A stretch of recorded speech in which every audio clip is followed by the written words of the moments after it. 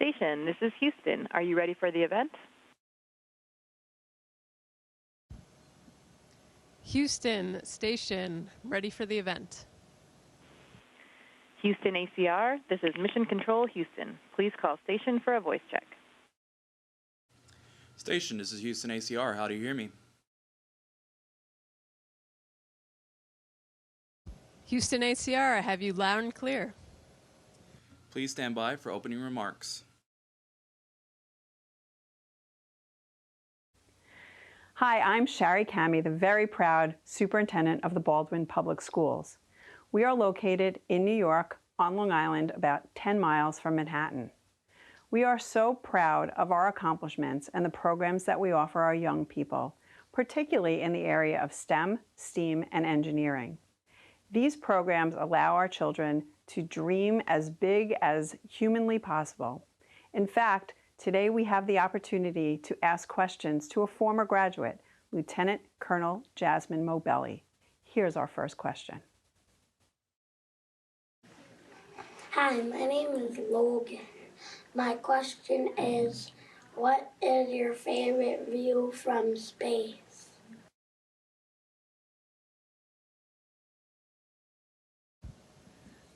Hi, Logan. Hi, everyone in Baldwin. First off, I'm so excited to be talking to you all today. Logan, my favorite view from space is hands down the view back home to you all of our beautiful planet Earth. I can't tell you how pretty it is and how it stands out from everything else and the darkness of space.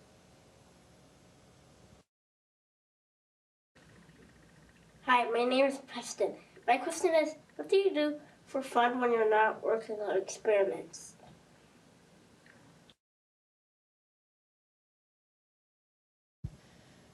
Preston, that's a great question because, as you know, we not only work on the International Space Station, but we also live here, and I'm up here for about 6 months. So for fun, actually, one of the things I love doing most is taking pictures of our home planet and looking out the windows. It's been really hard to capture how beautiful it is, but we have some pretty nice cameras we use up here to take photos and share them with you. And I can't quite capture it, but I do have this drawing from Mia back home in Lenox. Drew me a picture of the Earth before I got up here, so I think she captured it pretty well. Hi, my name is Irvin, and my question is, do you get to explore the outside of the International Space Station, and what is it like?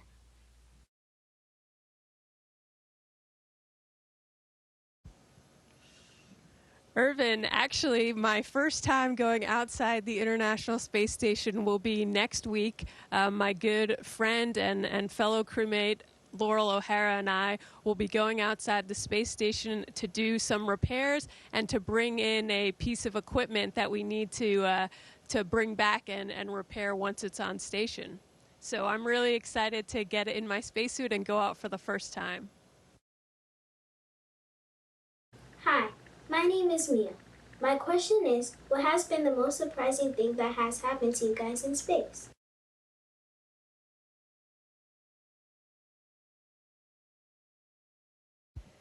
Mia, the probably most surprising thing that happened was when I first got here, after hundreds of hours of training in the mock-ups of the space station back at Johnson Space Center, I got out of my Dragon and came onto the International Space Station, and I didn't know where I was or which way to go. And the reason is, if you look at a module like this, it looks totally different. If you look at it sideways, it looks totally different. And I was used to training on Earth, where we always looked at it in this orientation. So it took me about a week to know which way I was going and which module I was in. Hi, my name is Johnny. My question is, how do you tell time in space?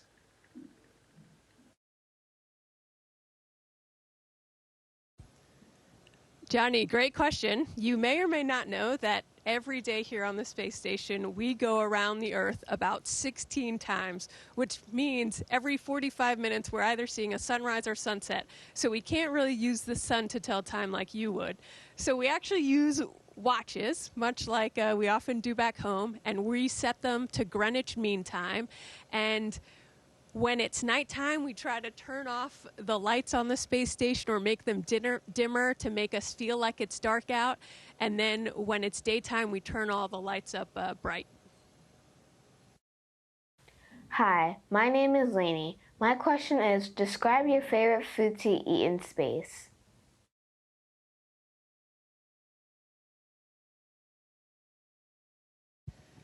Lainey, I have a few favorites. I like to sometimes make what I call a space hamburger. We have these beef patties, and I put it on wheat bread. It's only a one-sided hamburger, but it's pretty good. And then I also like to eat candy-coated peanuts. And my favorite part is you can play with your food in space. So you can just shoot it out and eat it. It's even fun with two people. You can pass it over to your crewmates. Hi, my name is Sariel. My question to you is, are there any special tools or features on the spacesuit that you find fascinating?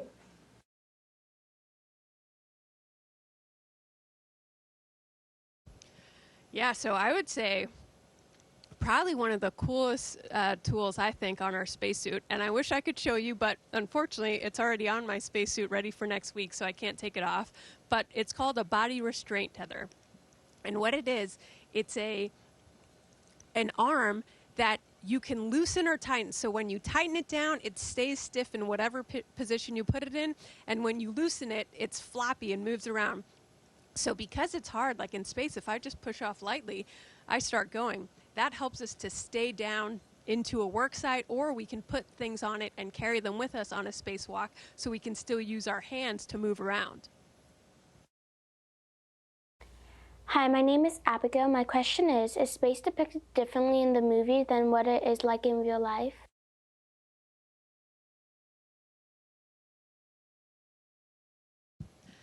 Abigail, it probably depends which movie. So as a kid, one of my favorite movies was Apollo 13. And I would say that depicts reality pretty well, where you have a group of people working together to solve a problem and not accepting failure as an option. Some other space movies probably dramatize things a bit and can be a little unrealistic in some ways. So it really just depends on which movie. Hi, my name is Steven. My question is, what inspired you to become an astronaut, and how did you pursue this dream through your education and career?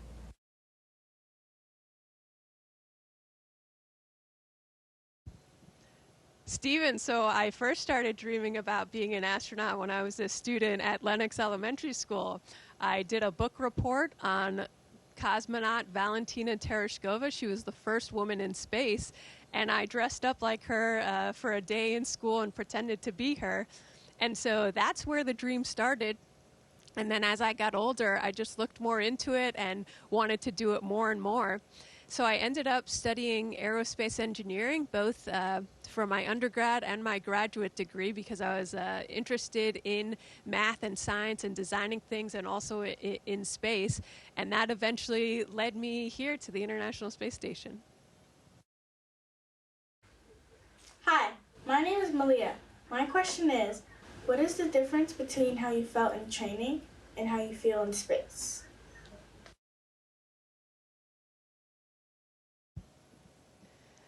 Malia, so the biggest difference is we can't really practice weightlessness back on Earth. We try, and we have a really big pool called the Neutral Buoyancy Lab that we try to make it as close as possible, but at the end of the day, there's still gravity back there. And so things float up here, and the hardest part is if you don't pay attention to something and you just leave it floating, for a second, and you turn away, it might be gone. And so it took a really long time to get used to not being able to just put things down and they stay there. You have to always, we use a lot of tape to keep things down, a lot of Velcro, and then just learning how to control your body in this environment. Hi, my name is Brianna. My question is, how do you sleep in the space station?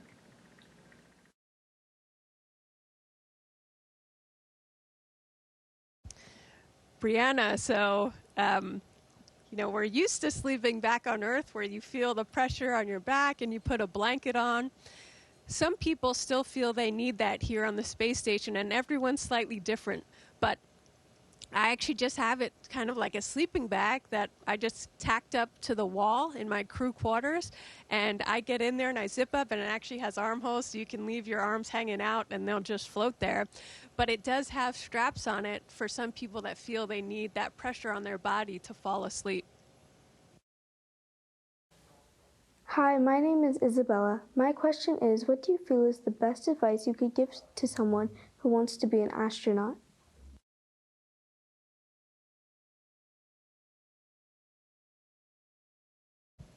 Isabel, that's a really good question. And what I would say is, whatever you choose to do, there's not just the end goal, whether that's becoming an astronaut or something else. There's the journey to get there. And you should never do something just for that end goal. You should do things you're passionate about. And as you do those things, because you're passionate about them, you'll inevitably do well, and that will take you to the next step. And something else I'd like to say is, while you're doing those things, help bring others with you. If everyone's helping a hand to one another, that means we can all get further. Hi, my name is Celeste. My question is, what research projects are you currently working on the space station?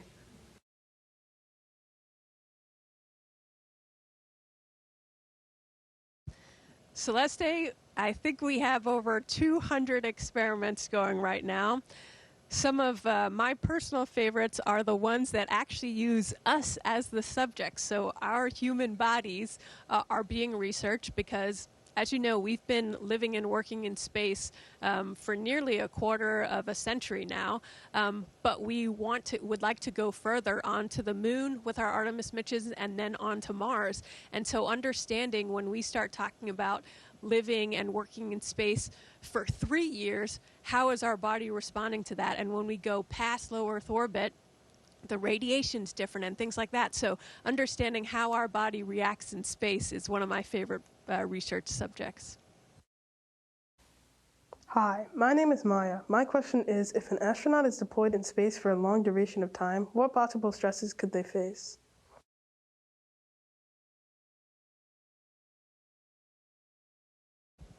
Maya, that's a really good question, because as I just mentioned, you know, I'm up here for about 6 months, and we're talking about doing missions that'll eventually be 2-3 years when we go on to Mars. So I would say there are both the physical and mental stresses.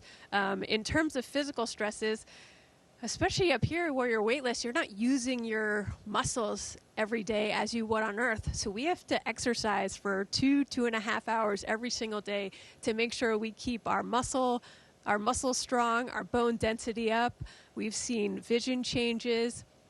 And then you're away from most of the people you love, your friends, your family are back home. So making sure we find ways to connect to those we love back home is also really important.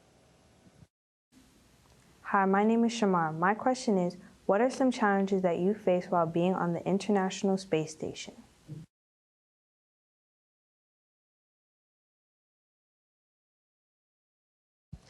Shamara, I don't think I realized exactly how hard space was until I started working at NASA and then got up here. It turns out the vacuum of space is a harsh environment, and it takes a lot to keep all of our systems running correctly. You know, we need to be able to communicate back to Earth. Our life support systems are obviously very near and dear to me and my crewmates to keep us alive and breathing and everything. So I would say it's just that it takes a lot of things going right and a lot of people constantly working every single day. There is a challenge or a problem every single day, if not multiple, and just working through those. Hi, my name is Faith. My question is, how does the view of Earth from space impact your perspective on environmental conservation and the need for sustainable practices?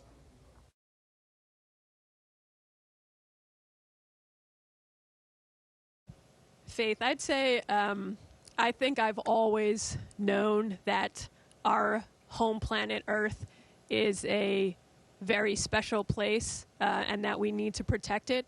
But when you see it from up here and you see around it is just darkness with specks of light and how beautiful it is, and that everyone I know and love is back on that planet, it really is a good reminder that we need to take care of it.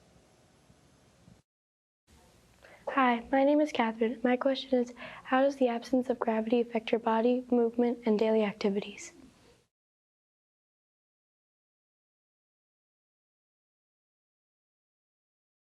Catherine, you can see I'm kind of, bobbing around here, and normally back on Earth, we're used to pressure on the bottom of our feet all the time.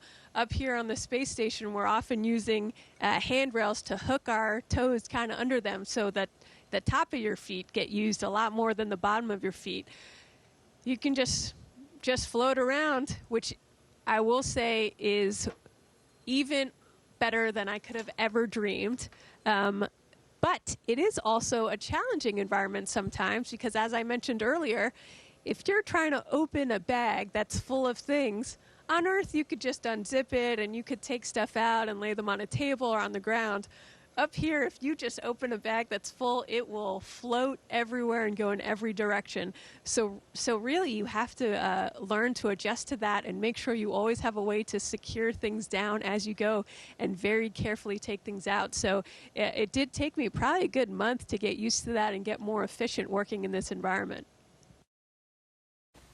Hi, my name is Chris. My question is, how did the intense acceleration and transition to microgravity feel?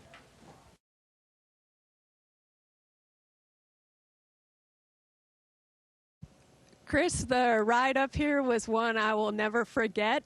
For me, I launched on a SpaceX Crew Dragon, Crew 7, and so it has two stages. The first stage, when we first lifted off from the pad, was way smoother than I could have imagined. You could feel the G-forces on your body, and it's going this way kind of through your chest, but it was so smooth. Then when that cut out, you suddenly jolt, and you feel the weightlessness for a moment, and then the second stage kicked in, and that was a lot more rumbly, and there were a lot more vibrations. And then once that cuts out, you're in orbit and floating around, and to me, it just felt like I was hanging upside down, actually, with my seatbelt holding me in. Hi, my name is Grace. My question is, how has traveling to space changed your prior mindset or perspective of our world?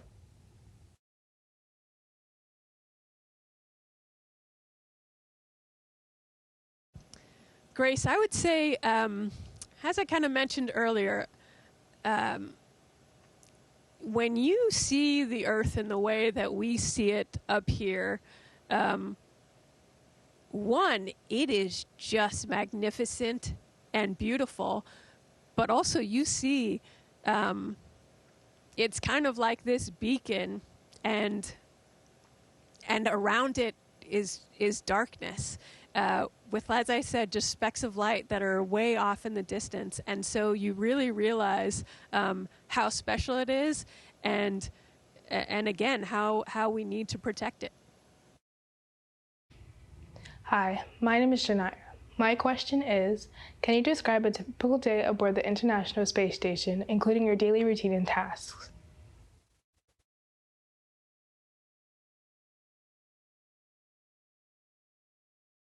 Janaya, so we work generally from around 7 to 7:30 in the morning. We have a morning meeting, and then we're working all the way till about 7 or 7:30 p.m. So just like back home, I wake up, brush my teeth, get my face cleaned up, maybe eat some breakfast, and then we're off working. And it's a combination of, the main mission up here is doing science experiments, but just as a function of living and working up here, we have to also maintain the space station and take care of our bodies. So as I said, we work out 2.5 hours every single day, and anytime something breaks, we have to be the ones fixing it. And sometimes we do things in advance to prevent things from breaking. So every day can be slightly different, but we're generally working from those hours. Hi, my name is Ali Marie. My question is, how do you prepare for possible disruptions in communication between you and Mission Control on Earth?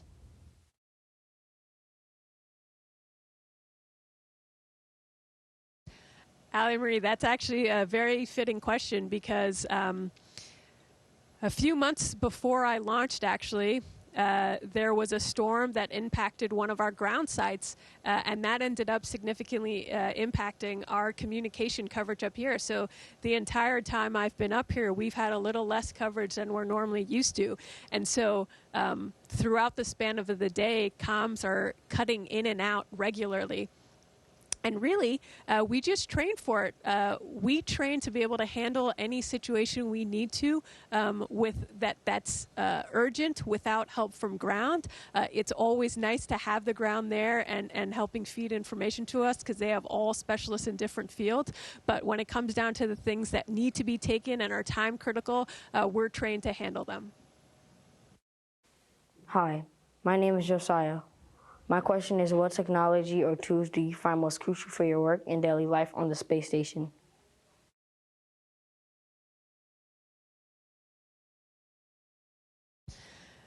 Josiah, it's funny because they're actually basic things I carry around in my pocket with me every single day. A flashlight. Here on the space station, there are things stowed all over the place, and sometimes you have to dig pretty deep into a crevice to find something. So I always have a flashlight, and it's tethered to me. Scissors. Anytime we're cutting something open, which is all of our food, so important to me, I carry scissors all the time. And then I've got a series of markers. Actually, basic things like Velcro and tape become really important when you don't have gravity to pull things down. And so constantly having tape ready and having Velcro ready are also really important. And the last thing I'll say is we have a lot of mesh bags up here because it helps us. If you're trying to unpack a bag, you can move things slowly into a mesh bag to help. Hi, my name is Chloe. My question is, as a member of NASA Crew 7, how do you navigate and maintain motivation when faced with challenges or delays in obtaining the necessary information for your mission?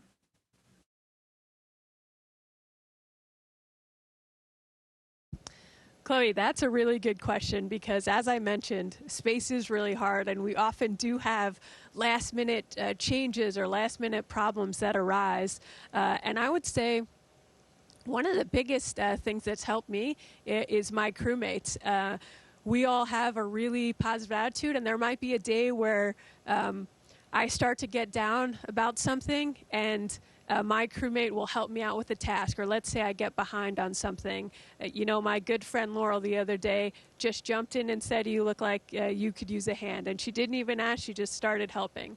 And so doing that for each other really helps bring our entire mood up. And then hopefully I do that for someone if they're having a challenging day. So really our crewmates are one of the biggest things. And then just knowing that when you do solve a difficult problem, it feels really satisfying afterwards. So keeping that in mind as you're going through the process. Hi, my name is Aaron Ashby, and I'm in the STEM and Engineering Academy and a senior at Baldwin High School. On behalf of the Baldwin community, I would like to extend my gratitude for answering our questions about your experiences in space and inspiring us to never flee from our dreams, even in the toughest challenges. Thank you for your inspiration.